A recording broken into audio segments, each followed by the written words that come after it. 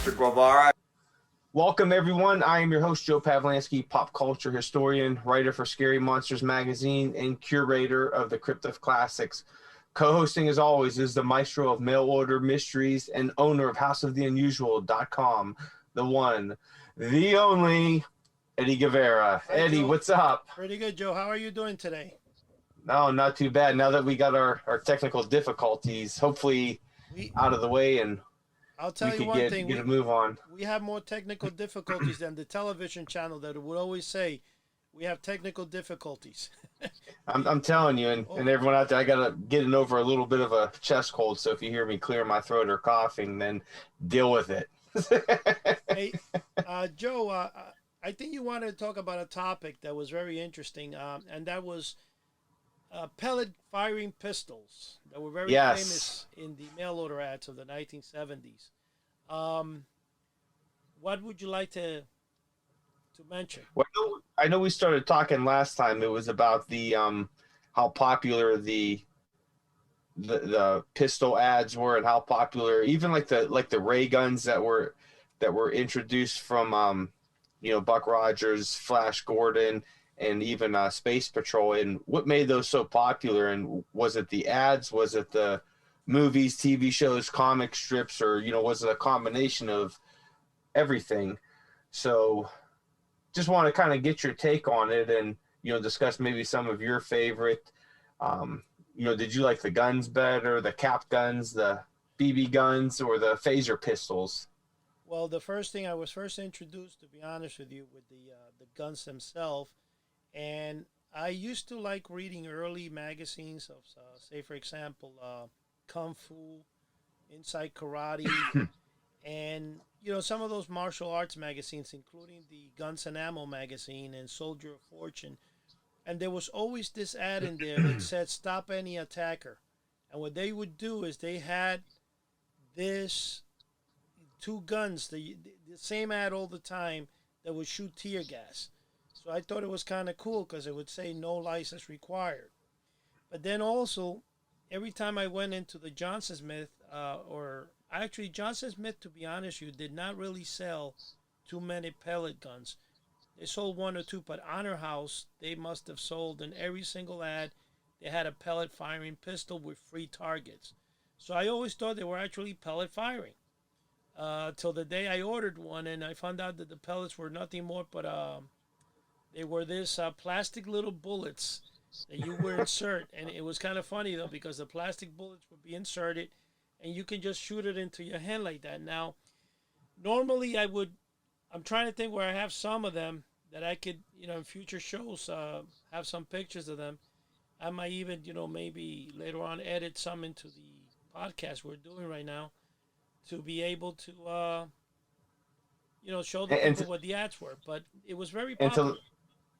And to let everyone know, this is our first video podcast as well. Yeah, then we've had more technical difficulties than, like I said, the channel, because for some reason Zoom kept crashing on my iPad, and there's no reason for it. I have 1 gig of up and down internet, the fastest internet from Fios, and I also have the iPad Pro, which is 4 months old, the 2020 version, and it's connected right now to the Rode Podcaster Pro.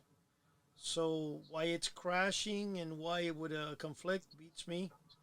But let's see. Stuff like that will always happen, man.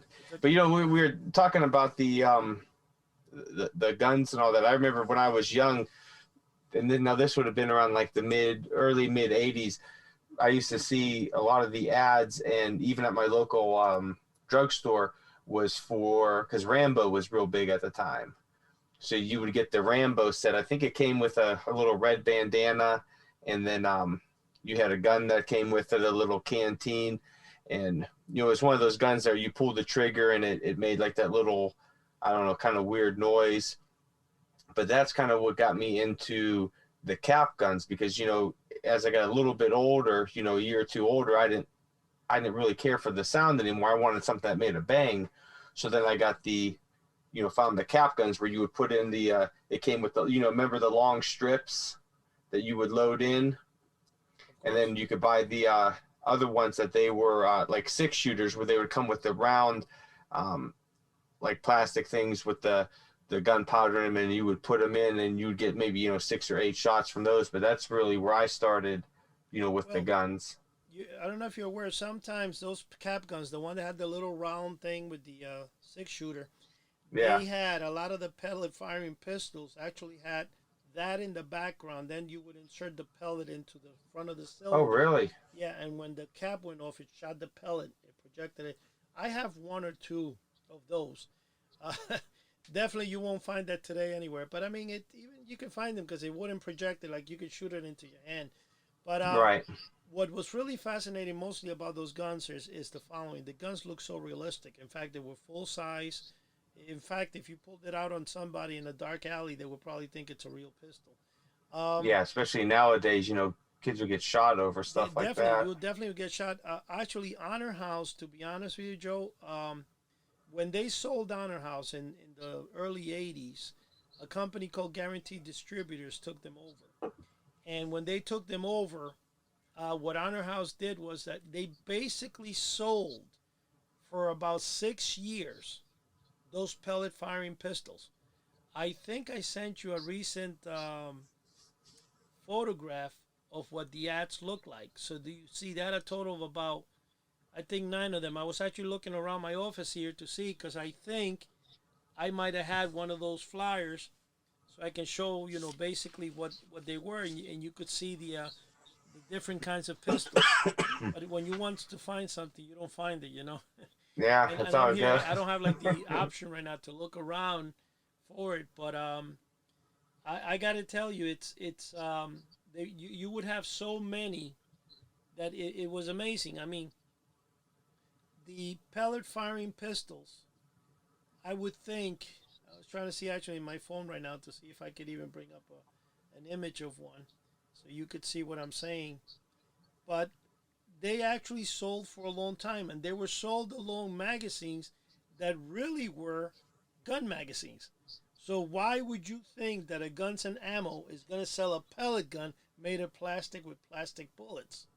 Uh, Well, maybe if they were thinking, a father wanted to gift his son or daughter, with a almost maybe like a training type gun to teach them safety. That's the only thing I would be able to think why? But of. you would think it's real. So when you order them for, I mean, no one thinks, okay, wait, there's $4.95 or $6.95. How can you buy a pellet gun for $6? You know, and Yeah, that's cheap. Yeah, I mean, it's funny because I had a speaking of the pellet guns, I had a one of the pump pellet gun when I was young, and I used to sit up in my when I had my bedroom in the attic. It was long because it was a Cape Cod. So at one end, I would set up a box, and I would put like a pillow behind it or some styrofoam and all that, and then I would set up my little green army men in it.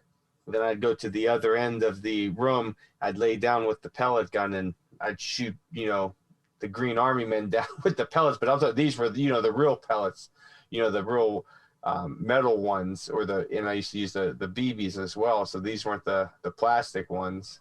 this is kind of interesting. I don't know if I can show it, but this one here, it's shown online, and it's a soft air. Oh, What they call soft air uses the plastic BBs. You know what I'm saying? And now they're being sold everywhere. You can oh buy yeah, those in that's huge Kmart, now. Walmart. Yeah, for some reason those are, I guess, legal. I don't know. It's weird. But yet the ones that I'm telling you that are plastic that you can shoot into your hands, you always had the thing that said not for sale in New York City.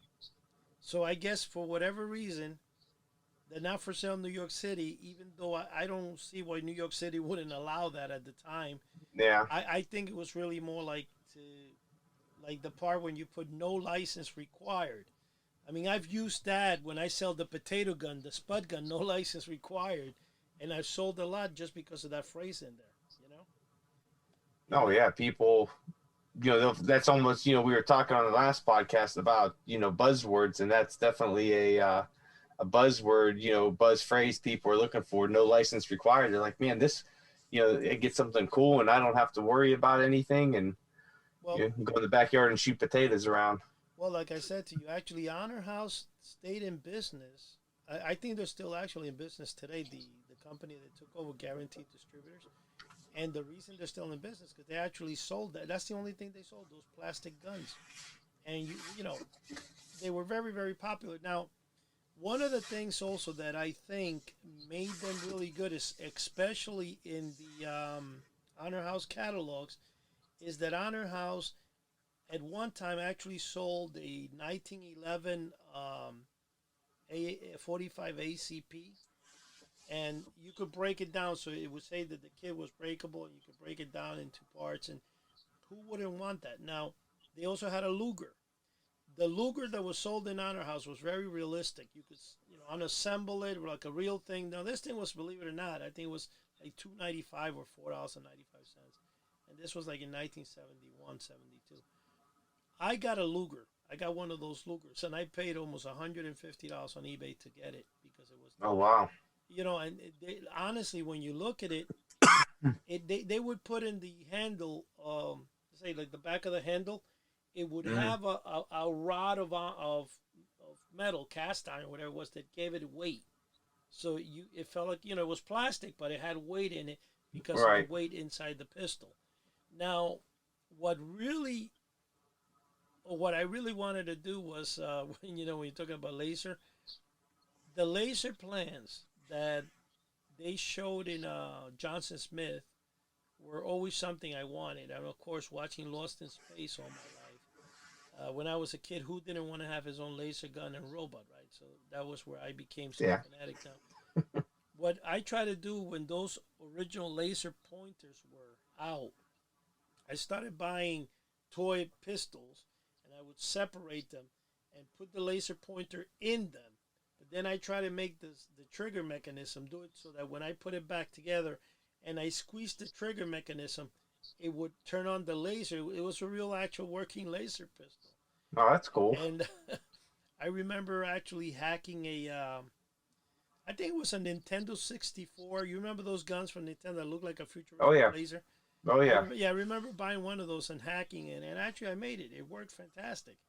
I painted it all black and stuff. I have it somewhere. It's like anything in my storage in life. It disappears every time, See, when I was young, I used to get the like I said, we would go to Hills or Ames or something like that, or Family Dollar, and get the any of the military guns, because I always ran around playing Army and all that. So we would get them, and they would be sometimes funky colors, all orange, or have these different, bright green or something on them. So I'd take them home, and me and my dad or my neighbors, we'd spray paint them black, and then spray paint some green on them to give them a little bit of a camouflage. But they were just like the cheap ones you would find at the dollar store. But when I got older and I really started liking to collect the like the guns from the rack toys and all that, I kind of gravitated more towards like the they kind of came in like little kits, and I'm looking at one right now. It's a Dick Tracy one, and it's a rack toy, and it's maybe from the 80s, late 70s, early 80s, and it comes with a wallet, a little detective's badge, and a short like snub-nosed revolver pistol. It goes for a lot. Those things. I always like the kits like that where you. What's that? I'm gonna say to you that pistol you're talking about goes for a lot on eBay. I know you pay about $100 for that. Yeah, I always like those kits, and I got another one. It's a Dick Tracy crime fighter set, and it has the gun, the badge, and some handcuffs in it. So I always kind of gravitated towards those sets now that were like the rack toys, or the cheap ones you could find, rather than just the cheap rifles or pistols. But I'd still like to find a nice old cap gun, but the one where you put the it was like that kind of like the rolled up tape thing where you put it in, and then it comes out the back every time that you pop it. I have about at least 20, 30 of those. Oh, really? Yeah, there was a time I was actually buying really old cap guns and toy guns. I think I mentioned one of our original podcasts. I mentioned that at one time when I was a kid, I had this cannon. Joe, this cannon was, I don't know, not a cannon, a bazooka. You put it on your shoulder. I would say it was like 36 inches long, and no kidding, about that wide. It was called Agent Zero, and you used to take on top of, let's say you had give an example. Let's say this right here. Let's say this was the thing. You had a thing you went like that to it, like a handle. And that cap gun, they discontinued it for whatever reason. I think because it used to actually shoot projectiles. And I once sold on eBay for like $3,000, and I had it. And I was like, oh my God, what happened? I think I lost mine in the fire. And I also broke the handle where I had to stick a screwdriver in order to pump it. But I'm looking through my phone. I think you sent me a photo of an old time bazooka, that's probably the rifle. one. Well, What's that? here's one thing I want to say to you. I do have a large collection of, toy guns and stuff, but one of the ones that's one of my favorites, and this I thought was funny because one time we go to the mall and I go into Spencer's, and there was an early version, because you know how you have that Dick Tracy gun, which is, gosh, man, not Dick Tracy, Buck Rogers. There's one particular gun that sells for always over $300-400 every time it goes on sale. I bought one time all rusted and stuff, and I had to clean it up, and I have, it's in pretty good condition. But the thing is that all the Buck Rogers pistols, they go for a lot of money, right? Oh, definitely. And I had one that I was able to get. It's a black plastic pistol, but it shoots air.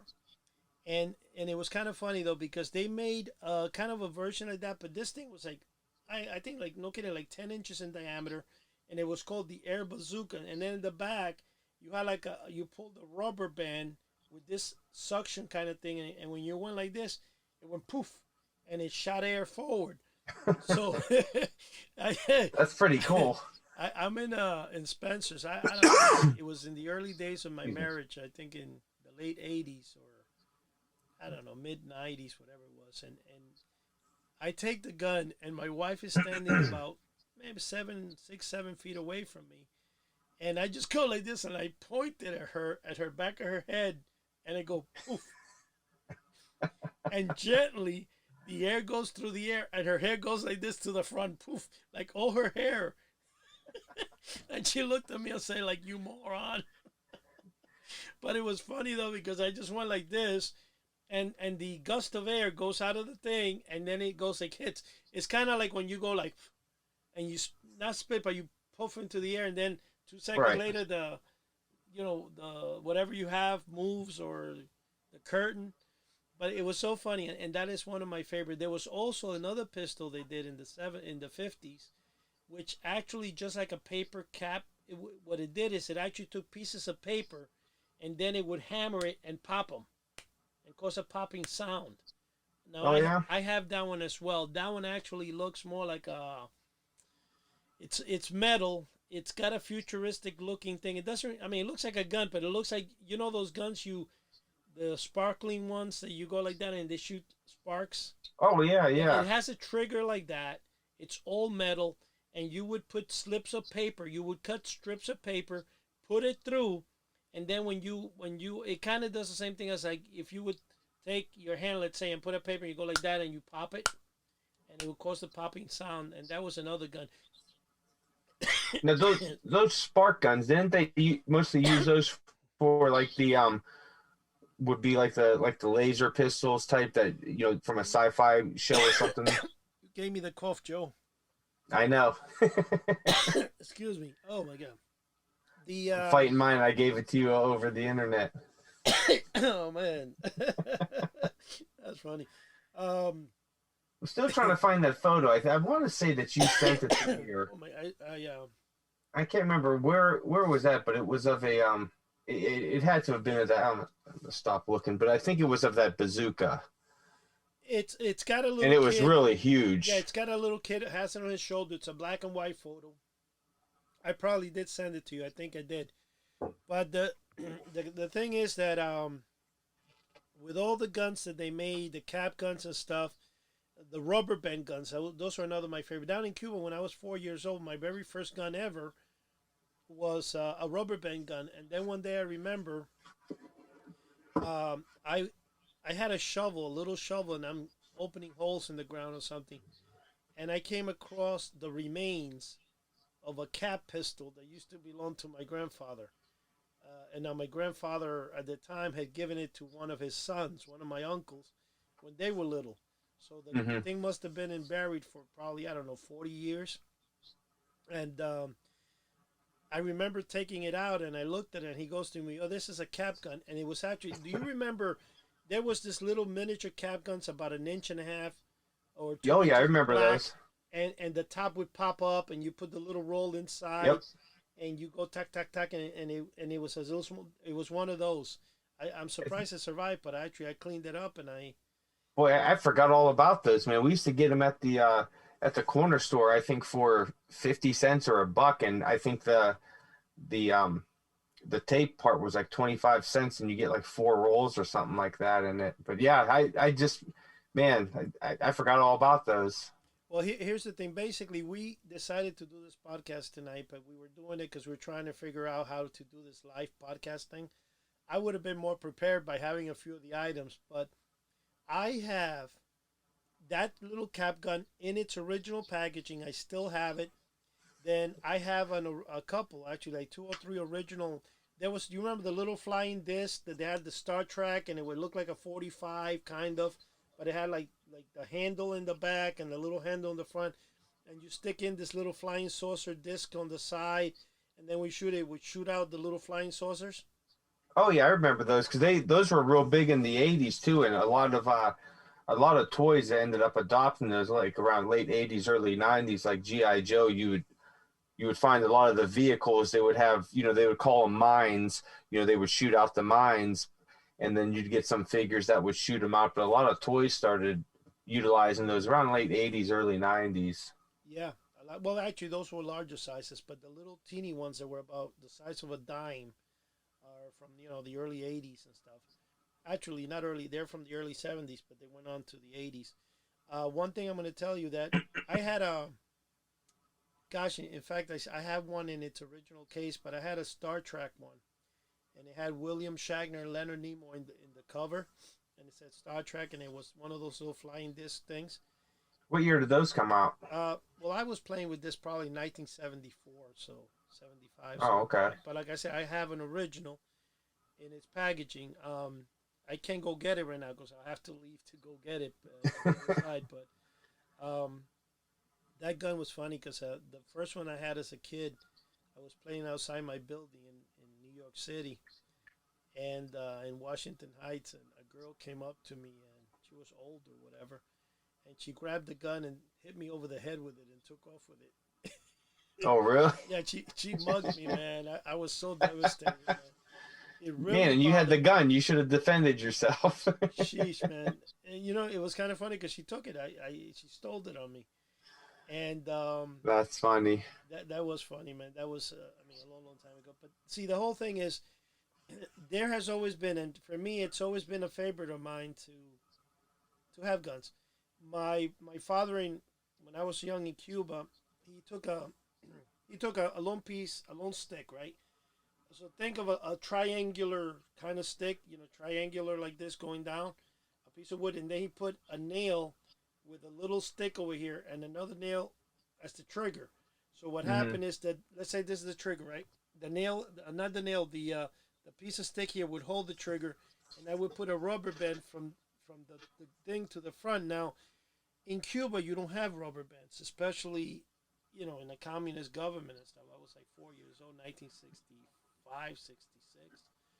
And what they would do is take car tires, the inner tubes of car tires, and he would give me the rubber band with an inner tube. He cut a little strip with a knife, and then he tied it. But now this rubber band, I had to save it because I only had one rubber band. It's not like I had multi. So I would put it on. So what you would do is just think about it. You would kind of, let's say this is the trigger here. You would take off the thing that's holding the trigger there, take it off, and then you hold the trigger. So you released it. The rubber band would shoot, and that was my first pistol.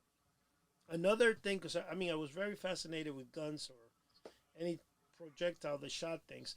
Another thing my grandfather would do for me, and this is really, um, I can't, I don't remember the name of the plant.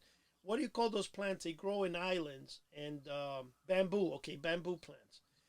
In back of my house, there was a huge bamboo forest, And what my grandfather would do is he would get a like a 2 foot long bamboo, and he would take a rod and break it through the middle, and leave it Hmm. where it was smooth inside. Because the bamboo, every so many inches there's a knot. So he would break the knot inside and leave it blank. So then what he would do is he would give me a paper that I would wet, and I would stuff in one side, and then I would take the other side and stuff another wet paper, and then with the stick in the middle, you kind of like rushed it quick, and the paper in the front go pop and shoot out. Over. Yeah, that was my other weapon, and I always it's funny because cork guns. Remember the cork guns? Oh yeah. I actually have a couple of cork guns from the '70s in the original package. I have about two of them, and I bought those. Oh gosh, when I first got married, but they used to sell them in the dollar store, and or the five and dime back then, like Woolworth, and you would buy it for like 79 cents, and it was actually a well-made plastic gun, but you pulled you cocked the barrel down, and you put the cork that had a string attached to the rear of it, and when you shot it, went poof, and the cork would go whatever. And then I also got a professional cork gun that cost me $130 that would shoot a cork at an enormous distance. Um, then of course later on they made marshmallow guns but they all function with the same principle. Pressure of air and stuff. You were when you were talking about the bamboo, I was thought you were gonna say you guys turned it into like a blowgun. I remember during the '80s, I think it was my uncle got me a blowgun, and it was I was maybe 8 9 years old, but I had just started taking martial arts with him, and he bought me. I can't remember if it was for Christmas or a birthday, but it was an actual blowgun with the skinny metal rods that would Right. come in and had a little weight on one end. But I remember being in my living room, and it came with a target, so we would set it up on a cardboard box and then put like a pillow or something on the other side so it wouldn't go through. And I'd sit in my living room and use the blowgun like I was a ninja. I'd shoot at this cardboard box. But yeah, that's what I thought you were going to mention with the bamboo, that you guys made your own Well, blowgun. it was kind of the same thing. The only thing you did, it wasn't a blowgun because you actually pushed it and caused the air to compress and shoot out. Now, Yeah. one that my grandfather did do for me, you would take like a 3 or 4 inch bamboo, the real thick ones, Hmm. and he carved. I don't know. I'm thinking here. I'm a 4 or 5 year old kid, so if they do a 1 foot thing, it probably looked like a 4 foot thing to me at the time. You know what I'm saying? I don't know Yeah. how long it was, but it was, to me, it was pretty long, and it would be so. Just think about it. You still have the knot at the end, so he break all the knots up to the end, and then in the bottom, he carved out like a little area, a square area. He cut it out, and you would put, those rocks that you put together and they ignite. What do they call those rocks? Yeah, like a flint rock. Phosphor. Yeah, like a flint rock. You would throw a flint rock inside, and then in the bottom you put a match to it, and that thing would go. It was like a cannon, bro. That's another thing I used to do as a kid. So I guess I was fascinated because all the toys that I had as a kid in Cuba were actually made. They're not, they were Right. Yeah. simple toys. And then when I got here in 1969, 68, it was actually 68 going to 69. Um, I came to New York at a time that,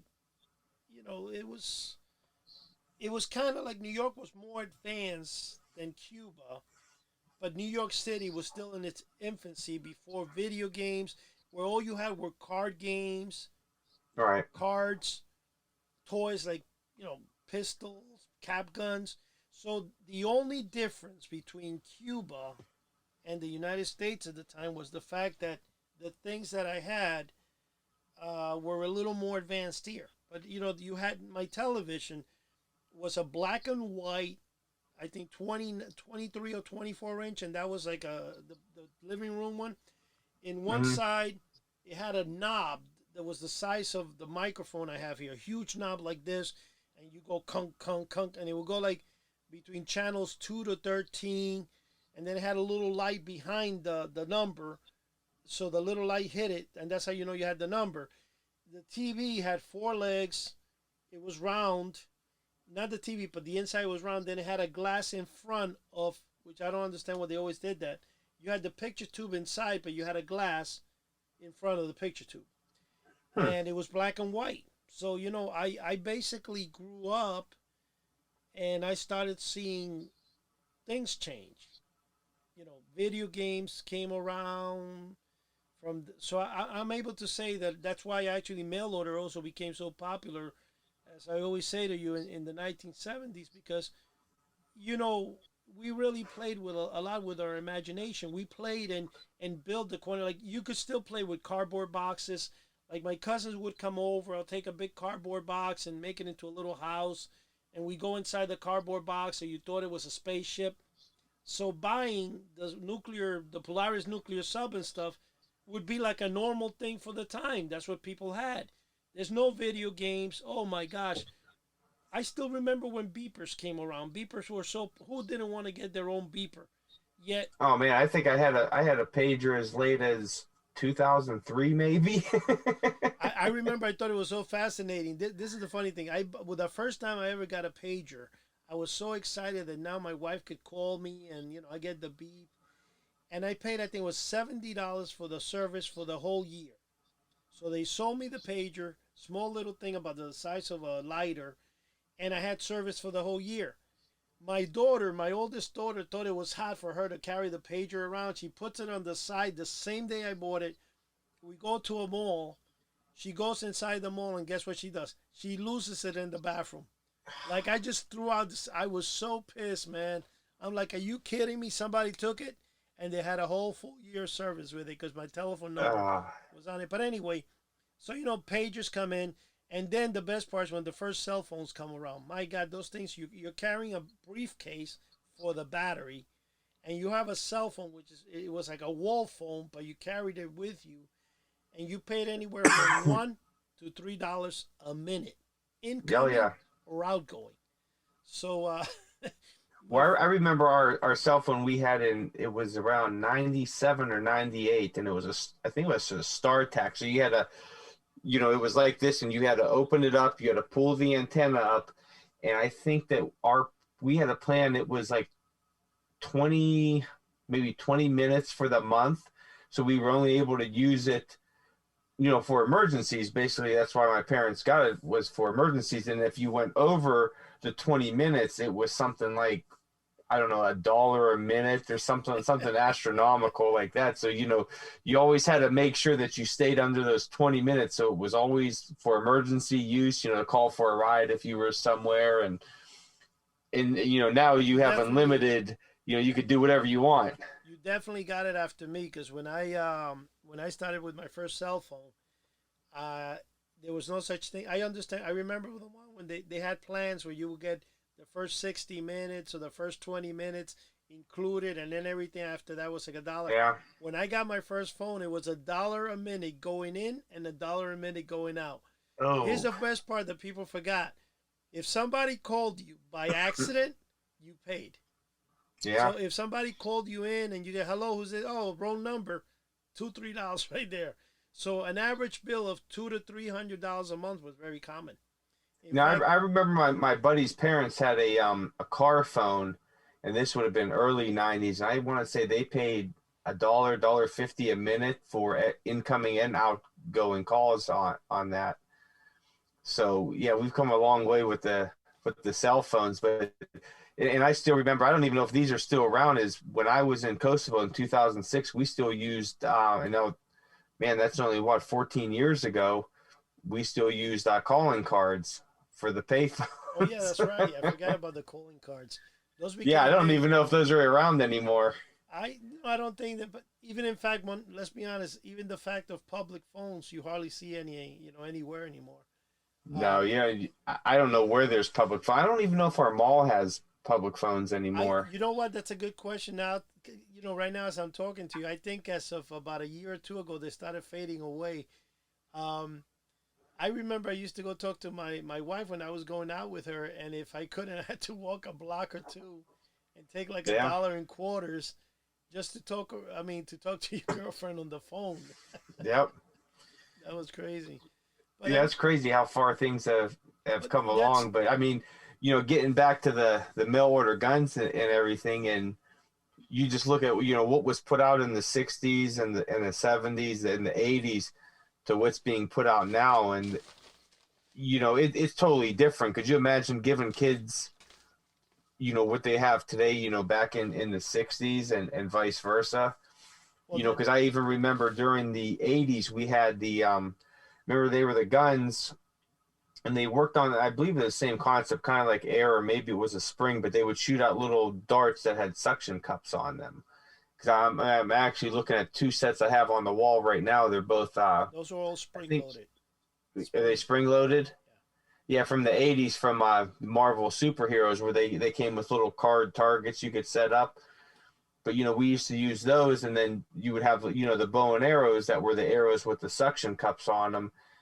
I don't remember the last time I've seen those. I don't think kids today have those. There's more advanced stuff they use. But even like water guns. You look at the water guns that were out in the 80s. You just had this little gun that you had to pump up and squirt, or one of those other ones where you'd pump it up and then you could pull the trigger until that air ran out, and then they went out to the backpacks they had, and now everything's just totally crazy and over the top. Well, let me tell you something. In the 1970s, I remember having a water gun. I don't know if I still have it, or I obviously I probably lost the original. I got another one. It was a 45 caliber pistol. It was a water gun, but then it would have you put a magazine into it. Oh, really? It came with like 3 little magazines, and you fill with water, and you slip it into the handle. And then one of my favorites too, that was this one was sold in the Johnson Smith catalog and the Honor House catalogs, was a water gun. The top of the gun had a little nozzle thing that you could turn to the side of the round. I remember those. So I would pretend I was shooting you, and then it would shoot to the side and hit the person on the side. We used to use those to shoot around a corner, so you didn't have to expose yourself. So you would turn that nozzle to shoot around the corner. But I was able to get about, I don't know, believe it or not, it was about maybe a year ago. I got one of the originals still in the pack, the one that the Johnson Smith sold. I think I paid like $24 for it. It wasn't cheap. But I got it because it was still in the pack, and I always thought it was so funny. Then there was also one that they used, and it was called the Polish pistol. And it was the pistol, but the barrel's pointing back shot. It's a revolver. You ever seen that one? The Polish I don't pistol? think I've seen it. It's a revolver, but the gun is pointing at you, so you would fire it and it shoot back at you. That was that's funny. Yeah, that one I enjoyed that one. Then there was also the pistol that I mean, because you got to remember one thing. I came from an era of when they were making all this stuff, when they were still being sold, and I have everything. I had a big fascination with guns. I used to, and I still do. In fact, right before I got married, I had 3 rifles and 5 rifles and 3 handguns. When my daughter, of course, I got married at 18, so I want you to think how this works.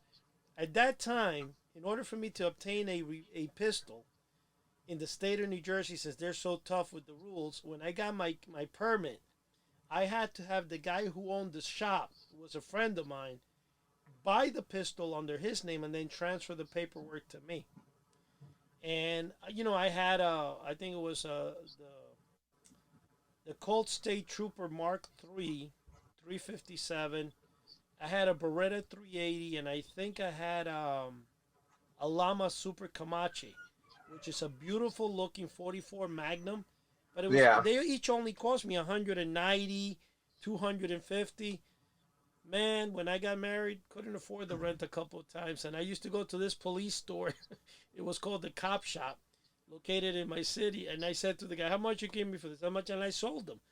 I remember getting for the Colt State Trooper 357 Magnum with a 6 1/4-inch barrel. It was chrome, not chrome, but it was nickel plated. Not nickel, I'm sorry, it was chrome. Because, wait, the nickel plate is the silver. The chrome is the one that has the shiny look to it. And it looked very, very similar to the Colt Silver Snake, which came out back in the 80s. And it went for over almost $1,000 at that time, because it was the let's say the Rolls Royce of handguns. Mm-hmm. and um, I sold it. I paid for it $249, and I sold it for 160. Okay. I recently came across one. I was just looking. I forget it was online or something. Same one, $3,000, and I'm like, oh my god. We know I sold a bunch of guns about a year or two, yeah, about a year ago. I was at my local comic shop, and he had these old DC comics from the mid '50s, and they all had well, not all of them. There was one of them had the original Green Lantern on it, and then the other ones had Spy Smasher on it. So I was like, man, that because these are real nice copies. I seen the price tag. I'm like, man, it's a little bit more than I could afford, and I kind of talked to the guy. I think there were six or seven books that were in the little stack, and older books, little price tag on them. So came up with a we worked things out, and it came to like I think like $1,500 for the books. I'm like, give me I'll make some payments on it. I'll see what I could do. So I went home. I'm like, man, I got to get these books. So I had a rifle. I've never shot it. I bought it off a buddy, and I had a SIG 1911. It was a Molon Lav edition. Only shot it maybe 50 times. I'm like, you know what? I haven't shot these in a while. The other one I haven't even shot. I said, I'm going to sell these. I said, I got to have these books, man. I go, because it'll take me forever to pay off, $1,500, maybe $50, a month or something. So I ended up selling the books or not the books, but the guns. And I was able to buy the books with like $30 left over. You know, So I filled up my gas tank. that's funny because The things we do for you our have to. hobby. Well, the thing with me is that even though I had the guns, the moment my daughter was born, my 34-year-old, I said to myself, I'm gonna get rid of them, and I got rid. The first handgun, the first gun I own again, which this is funny because I'm a collector, so I don't like to fire them, is when Duck Dynasty came out on television.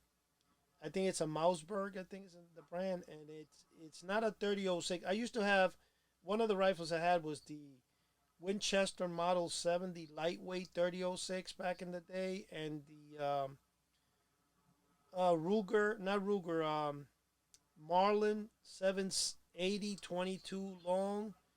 I had the Marlin 760, which was like it was a semi-automatic 22 long, the long 22s, and then I had the a 44 ACP carbine, which you could put 1944 Magnums, and it was like the old rifleman guns where you had the carbine in the bottom like that.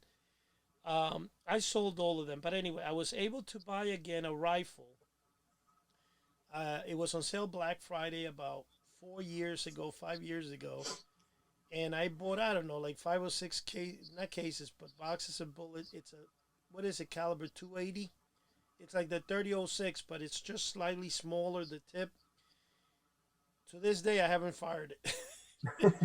I put it in my closet. I even lost the key because the fact is I'm a collector. So I just love, my favorite guns when it came to rifles are the bolt action with you know what I'm saying? They're long and then they kind of have the groove like that, and then the stock comes out, but it has like a little bit where you grab it. You know what I'm saying? Like a little slight handle, and the stock goes like that. And bolt action with the grooves on the wood, on both sides. I love those. And the reason for that is, again, when we go to Cuba, one day my grandfather had a relative come over to visit, and I think he worked for the government because who in Cuba is going to own a gun? You can't.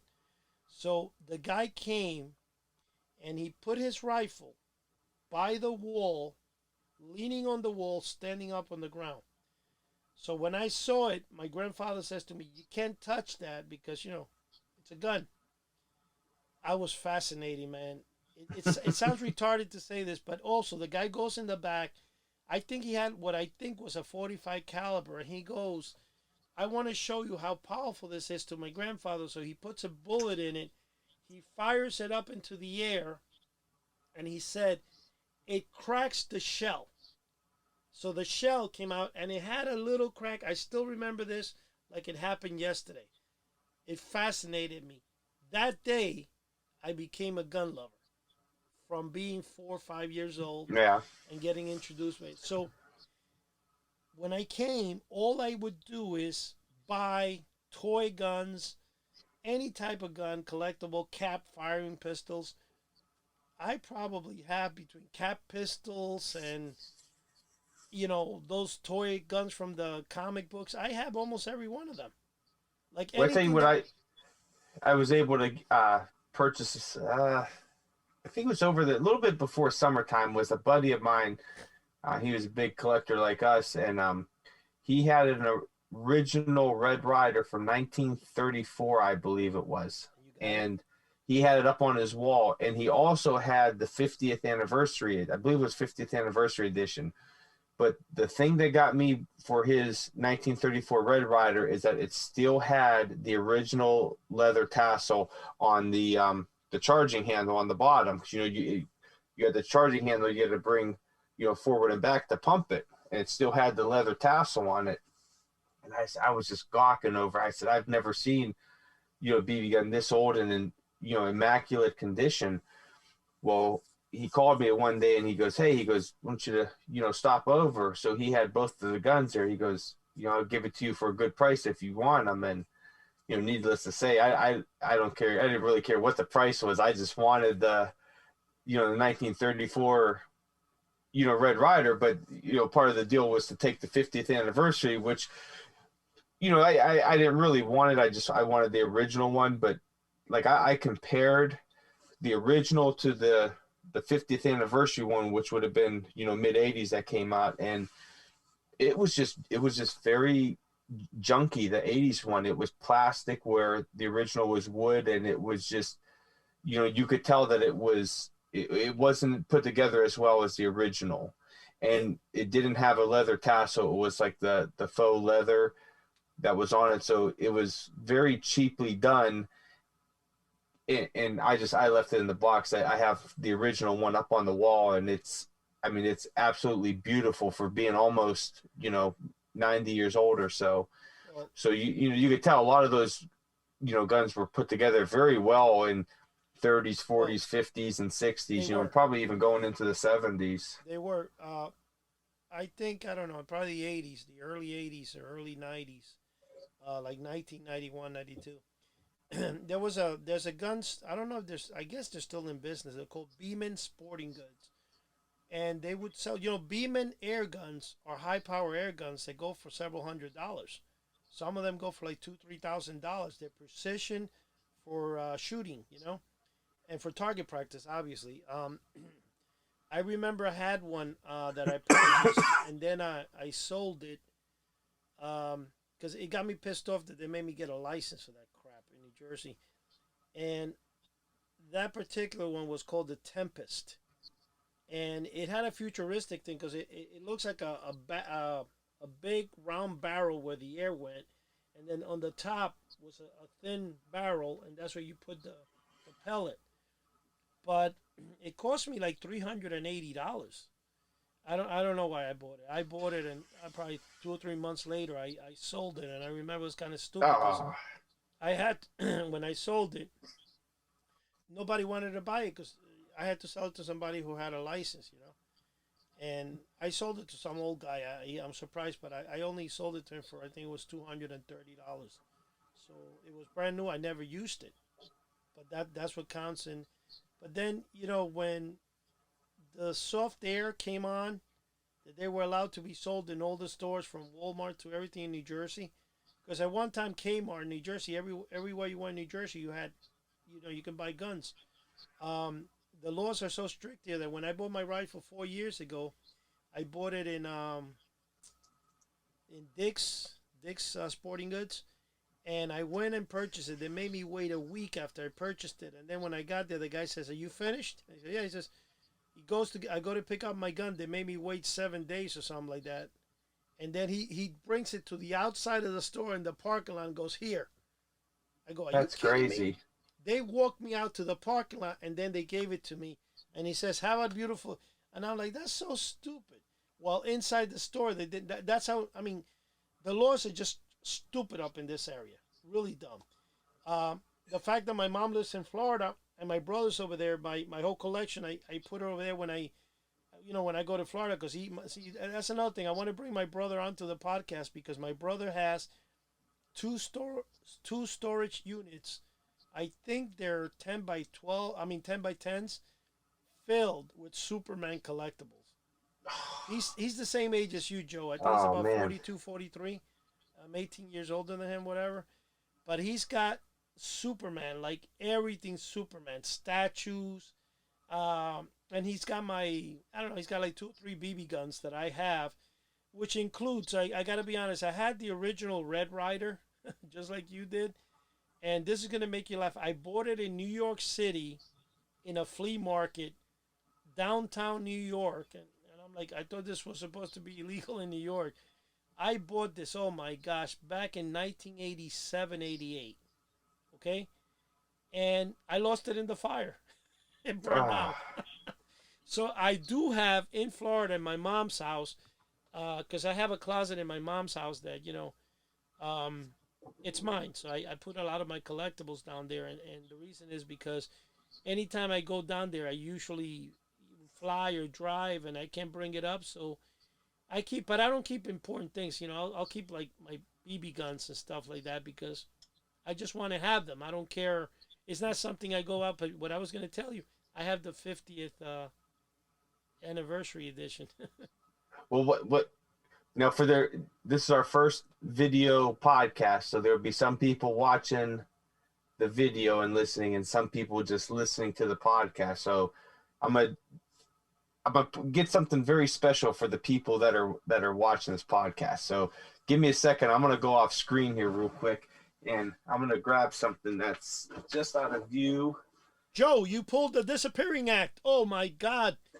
I saw you disappear before my very eyes.